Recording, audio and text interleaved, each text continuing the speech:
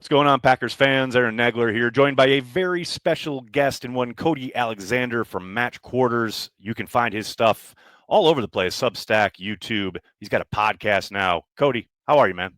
Doing great. Thanks for having me on. Absolutely. I know we talked last year after Jeff Hafley got hired, and we kind of talked about what the scheme might look like and how he might utilize certain players and things of that nature.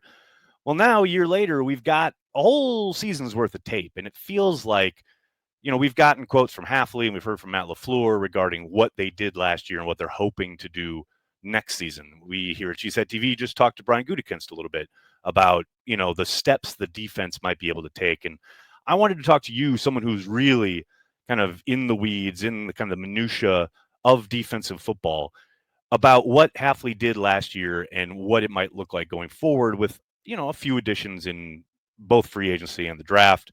Starting with, look, the number one question, I think, going into this season is going to be, how are they going to get pressure with just four guys? Right. Something they didn't do a ton of last year. I've been shy about my feeling that I'm still, as a Packers fan, concerned about, okay, when they rush four, and that's something they talked a lot about, is being able to do so. I'm not entirely confident that that's going to occur. It's interesting looking back at last year. You and I talked about simulated pressures and things that Halfley was able to do to kind of gin up a pass rush. Do you see him playing off of that a little bit more? How much of that did you see last year? Because just by numbers, even quote blitz rate, he was near the bottom, like the bottom 10 as far as actually sending pressure. What did you see when you looked at the tape from the Packers last season, and what do you think? How do you think he might explore kind of expanding on what he did in year one in Green Bay? Yeah, first and foremost, I mean, this is a defense that was top 10 DVOA. So in terms of efficiency, it was a good defense. But I agree with you. Like, if I'm a Packers fan, I'm like, hey, we want a little bit more. It's been a while, and I agree with right. you, because we've talked enough. Like, I'm totally with you. I think the most surprising thing that we saw was the simulated pressure usage. If you actually go and look at it in terms of percentage, yes, the blitz rate overall was not high, but they had the fifth highest percentage of simulated pressure. So over a third of their pressures ended up being where they were blitzing somebody, but they were only rushing four. And I thought that kind of progressed as the year went on. I thought really where he was trying to get his pressure was more or less in some of the coverage disguises that they were doing on the back end, which doesn't necessarily feed into like the 4-man pass rush, as you've said. I think, but to your point, and I think what a lot of Packers fans thought was, okay, we're getting the Robert Saleh, kind of the D'Amico Ryans defense, which puts a high premium on attacking the front. It looks a lot like Jim Schwartz is another one that kind of has the same model where we have our 4 down linemen. We're going to get after it. But that really wasn't the case. And I really think a lot of it has to do with like Quay Walker. If you go really look back, he is a blitzing linebacker, and he's best when he's in the box, not asked to do a lot of covering. I thought they did a good job there. And then also, too, another extension of maybe not necessarily these simulated pressures, but showing pressure and trying to get movement was a lot of these 5-man fronts, just walking a linebacker down, so that you have a 5-man presentation within their base 3-4. These were some ways that he was trying to manufacture pressure. But I agree with you, heading into this year, you really didn't add anybody other than Baron Sorrell up front, right? So where is that pressure coming from? I really think Quay Walker probably takes a bigger role within trying to create some blitzes, whether it's off the edge or in the middle of the box. Yeah, and you saw, to your point, you saw him successfully beat blocks and attempted kind of protections and get to the quarterback. Whether he got the quarterback on the ground or not, he certainly affected the play. I'm with you in the sense that, yeah, that's a very smart way to use him. On the back end, when you're talking about coverages, obviously they have to be married, right? And you have to be able to get home to the quarterback because guys can't cover for 5, 6, 7 seconds. 100%. But I've seen a lot of hand-wringing, and I'm sure you have as well, especially online, regarding the Packers cornerback room, especially now that they have released Jair Alexander, who's gone to the Ravens. You're looking at a trio, essentially, right? Your front line of Keyshawn Nixon, the addition of Nathan Hobbs, and then Carrington Valentine, who probably is almost only going to be playing, on the perimeter, whereas Right. Nixon will also play on the perimeter, but could kick inside at times. Hobbs is a really versatile guy who they've talked about using on the perimeter, but also so far in the offseason during the practices that the media has seen has worked inside quite a bit, which I think is his natural position. To you, is that enough? Can they work with that? I mean, I know it takes a second for an injury to strike and all of a sudden everything's kind of turned around and discombobulated. But to your point, the stretch last year, they were upper echelon in DVOA with those three types of players. Now, obviously, Hobbs is a new addition, but I mean, Nixon and Valentine held it down really well without Jair Alexander. And I do think some kind of cohesion there with those three players and then whoever might emerge depth wise. I think Halfley can work with that. I don't think it's this disaster that I think some fans and maybe even some media members are trying to paint it as. Yeah, and I think I think if I remember, if we go back to our post-draft talk that we had, you could see the setup with all these hybrid safeties. I think what happened last year, just in terms of it, obviously Jair Alexander only plays for half a season. That's what he's basically done, the last 3-4 years. Right. So you have, I thought it was a pleasant surprise, Keyshawn Nixon being able to kick outside and Keyshawn Nixon actually playing relatively well. I think Carrington Valentine is a little bit underrated.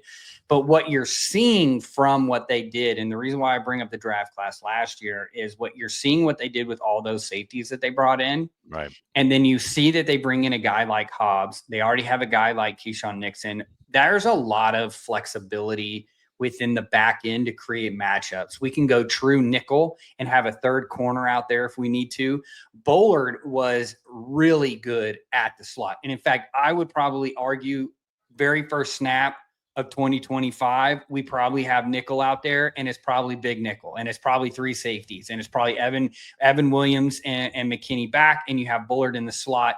I think a lot of times when you look at these camp situations, they're trying to figure out, what do we have? Can we accelerate the learning? I'm not surprised Hobbs played more in the slot because he needs to learn it. Outside corners, easy button. Guys, all these guys grew up playing outside corner. You know what I mean? So you got sideline help, or you can funnel them in to a safety help. They're training outside. All these guys are training year round to play outside corner. Some of these guys just are gifted enough that they can move back inside. And so I always, when the camp situation comes out and guys are like, well, he's only playing. It's like, yeah, let's pause it really quick because nickel's really difficult. This is not, and I've said this multiple times on multiple podcasts to multiple different people. This isn't Madden. So you don't just take your third corner and put him there and, oh, we got it. I signed three really big. Right. It's not like that. It's actually very much more technical. You have a team that's playing upwards of 78% zone coverage, which means he has to know what the linebacker is. He has to know what the blitz adjustment is. He has to know what the motion adjustment is, whether it's 2x2, 3x1. What is our empty check? You essentially have to be as knowledgeable as the safeties. So we're gone of the days of where man coverage, I've got that guy, you play in the slot because you're a little jittery corner. That's why, to me, when I look at this and I'm hearing what's coming out of camp, it makes total sense because I think they know what they got in Bullard. I think they're excited about Bullard. I think Bullard has the opportunity to be a really, really good nickel for them. They just need to figure out, for matchup purposes, when we go up against, let's say we play a team like the Bengals that have essentially 11 personnel and they're trying to spread us out, that we can handle the run with the box. I really want a third corner out there. I don't want, Bullard to be in man coverage all the time or in a lot of coverage. So to me, it makes sense. And really, this is a trend in the NFL of building two rooms within a room. You almost, if that makes sense of where that's really interesting. We have outside corners and we have our nickels, but they're able to go back and forth. We have safeties, but we also have a nickel safety and they can go back and forth. It just creates more schematic fluidity where we can match up. Again, we're playing the Cardinals and they've got a lot of 12 personnel and they're trying to run the ball a lot. We can handle that by putting Bullard down. We go play, like I gave you the Bengals is another example. Okay, well, now we can go lighter. And so spreading that out, Eagles are another one. I would rather have a corner out there than I know that sounds counterintuitive, but they give you a lot of spread sets. Right. So to me, that's where this evolution is. You can kind of see this in the back end from Halfley. I think that's such a great way to put it, two rooms within a room, because it's something I've tried to talk about this offseason as far as, because you do look at their draft class last year with the number of safeties they brought Yes. in. We haven't even mentioned Oladapo, who Yep. I don't think probably even sees the field unless there's an injury in front of him, but he played well when called upon last year. He also gives you a little bit of versatility. And then the idea that I love that you just hit on is your ability to game plan week by week dependent on your opponent. So you're not always, okay, these are our three and this is Right. what we do. It is dependent on, well, are they a smash mouth team? Are they a team that's going to button it up and try and run the ball and take deep shots? Well, then, yeah, we've got a very different set of personnel, most likely, that we're game planning with, rather than other than the team that is going to spread you out and does want to get guys in space. And you've got to have maybe some better athletes on the field. I love that idea. And yeah, I'm hoping that's what, like I said, that's kind of what I've been talking about as far as being matchup dependent. I think there's no doubt that that's going to be a big component of what Halfley's trying to do in his second season.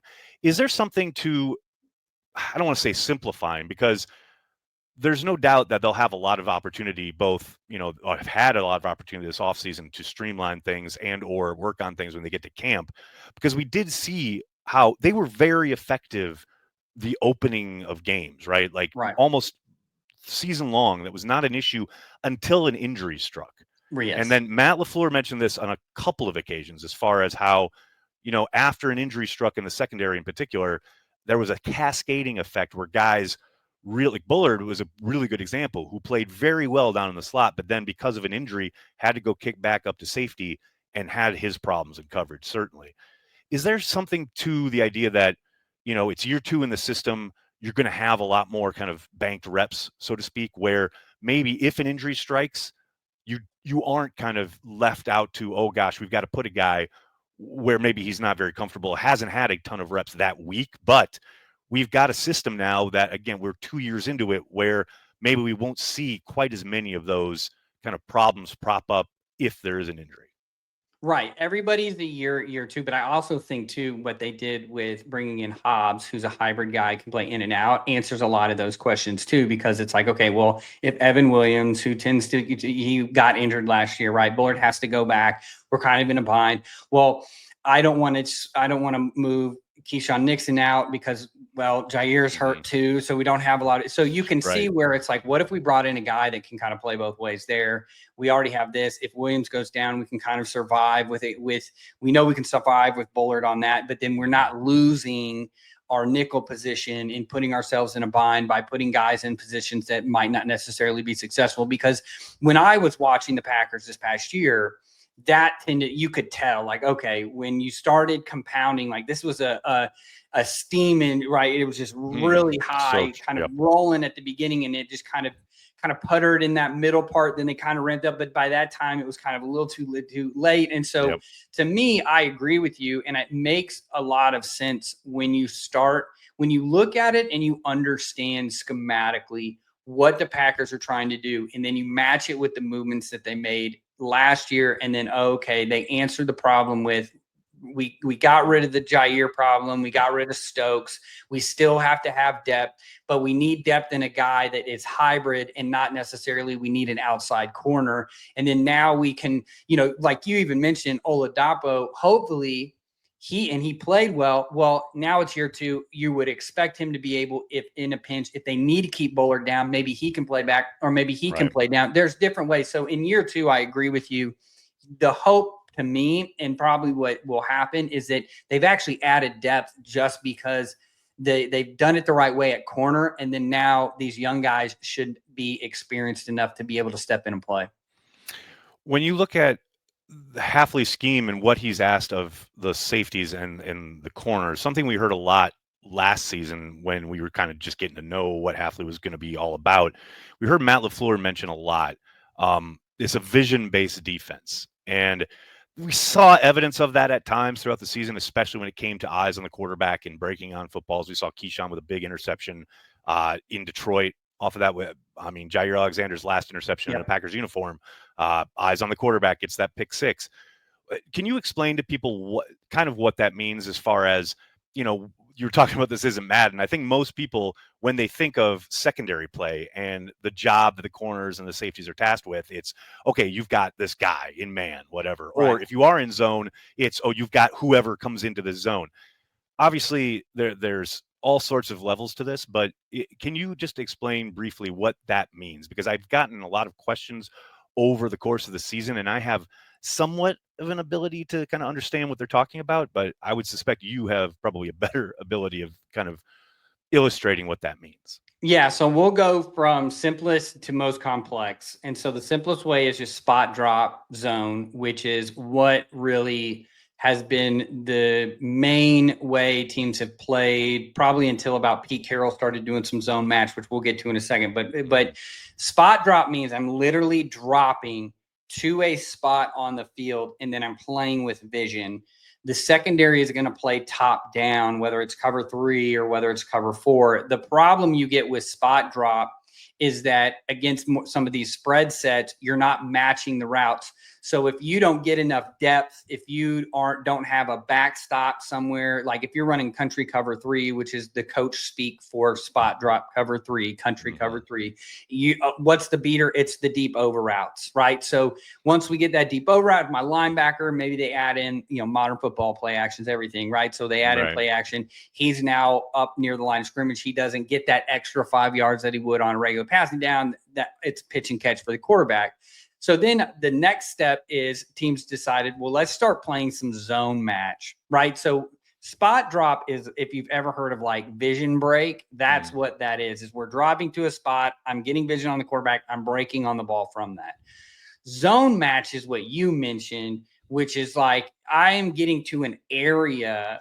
I'm going to drop to an area and then I'm going to relate to a receiver. And then there's different shades of it. From zone match, which is the basic level of I'm getting to kind of I'm relating to a receiver, but I'm getting to a spot where we have kind of these more stickier zone matches where I'm relating off of a man, but I have a place where I'm going to fall off, where I'm not going to just carry it into oblivion, right? You don't take him for the rest of the play, right? Which leads us to man match, which is the famous Rip Liz is kind of the best example of this that Belichick and Saban created in their cover 3 system to deal with. I think it was the Steelers that were giving them 4 verts. And then obviously you got to play Dan Marino, who will tear up put it anywhere on the field at any time, right? Vision break that you have. So you now start getting, that's why these shades of gray are coming in here. And then man matches, I am relating to a man. We have rules. If I have to switch, we switch. But once we switch,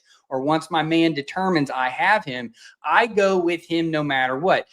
These coverages were popular. They're waning in popularity at the college level, but they were popular at the college level, and were kind of popular in the NFL, but most teams in the NFL would rather just play man.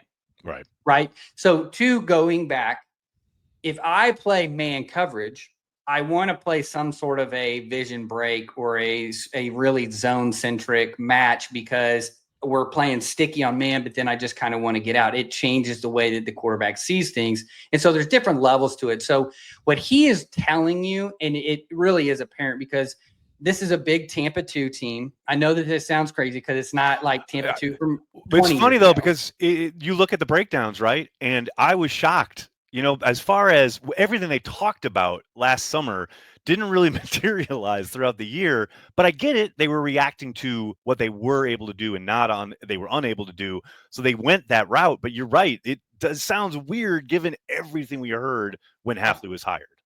Yeah. Cause if you watch, and we've discussed this too, if you watch his Boston College tape, it was easy button. It was cover 1. And then they ran some simulated pressures with some zone and maybe a little bit of cover 3 if you got condensed sets, like condensed formations. But no, these guys were essentially a spot drop cover 3 team or a vision cover 3 team, zone match cover 3 team. And then we would run Tampa 2, which is notoriously a spot drop defense where you're just kind of relating. Now they would do it in different ways because they have those safeties everywhere. We call them non-traditional Tampas. And that means we're getting to think of Tampa 2 as X's on a whiteboard. I just draw up the X's where everybody goes. But in non-traditional, I'm not going to have the mic run the pole. The safeties aren't going to cap. The corners aren't going to play hard. I can swipe guys I can drop a guy down. I can make it look like cover 3 or cover 1, pop it out, and then the middle safety just stays high in that pole. We can do a bunch of different things. And that's where I feel like Halfley leaned into that along with simulated pressure. So not also are we simulating some coverage, but we're also simulating pressure up front. So you're getting that kind of double simulation there. And it really was nice, especially on longer yardage downs. It gave quarterbacks a lot of problems. Yeah, the idea being, I remember you highlighted this during the season, but there were kind of snaps where he had corners doing like dropping into like linebacker assignments in a traditional Tampa look, Yes. right? Like really confusing the quarterback at the snap. Like who you would think would be doing XYZ are suddenly doing things that you wouldn't normally kind of prescribe to that position. I thought he, like you said, he leaned into that. For anyone watching, listening right now, I know there's a lot of terminology being thrown at you. I highly recommend checking out all of Cody's work, but especially his new podcast, Let's Talk Ball. Really good stuff as far as getting into the minutia, all the X's and O's we're talking about here. How often are you doing that? Is it a weekly thing? Is it? Yeah. I've only listened to a couple, but I tell you what, as a football junkie, it is really good stuff. Yeah, every Wednesday we're going to drop an episode, and then we do a mini episode that I release. We call it "Let's Talk About Extra" that I release on Fridays on YouTube, which is like maybe a 10 to 15-minute extra on a topic that we covered that week. Within maybe we just got a little bit extra on cutting room floor. So that's Let's Talk Ball. You can find it anywhere, and then obviously watch it on YouTube. I love it. We'll have a link to Cody's work in the description of this video. Make sure you check that out. Cody, always appreciate the time, man. Really, really appreciate you stopping by. Yeah, anytime. Thank you.